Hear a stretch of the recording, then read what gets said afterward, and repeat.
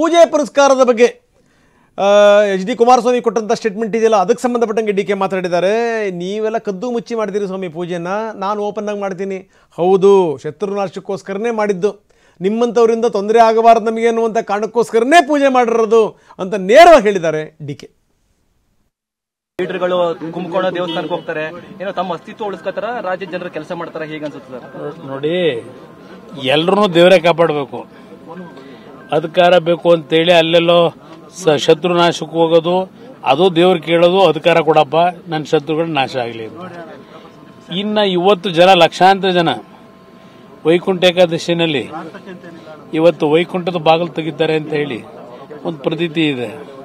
ಆ ದೇವ್ರಿಗೆ ಪ್ರಾರ್ಥನೆ ಮಾಡಿ ಒಳ್ಳೆ ನಮಗೆ ದಿನಗಳು ಕೊಡುವಂತಕ್ಕಂಥದ್ದು ಅಷ್ಟೇ ಅಲ್ಲ, ನಮಗೆ ಮುಂದಿನ ದಿನಗಳಲ್ಲಿ ಒಂದು ಒಳ್ಳೆಯ ಮುಕ್ತಿ ಕೊಡಪ್ಪ ಅಂತ ಕೇಳ್ತಾರೆ. ಅದು ಅವ್ರ ಅನುಭವ.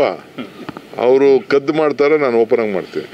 ಅವ್ರು ಕದ್ದು ಪೂಜೆ ಮಾಡ್ತಾರೆ, ನಾನು ಓಪನ್ ಆಗಿ ದೇವ್ರಿಗೆ ದಿನಾ ಬೆಳಗ್ಗೆ ನಾನು ಪೂಜೆ ಮಾಡ್ತೀನಿ. ನಾನು ಹಿಂದೆ ಮುಂದೆ ಮಾಡಕ್ ಹೋಗಲ್ಲ. ದಿನಾ ಬೆಳಗ್ಗೆ ಪ್ರಾರ್ಥನೆ ಮಾಡ್ತೀನಿ, ನಿಮ್ಮಂಥವ್ರು ನಂಗೆ ತೊಂದರೆ ಕೊಡೋದ್ರಿಂದ ರಕ್ಷಣೆ ಕೊಡಪ್ಪ ಅಂತಲೂ ನಾನು ಮನವಿ ಮಾಡ್ತೀನಿ.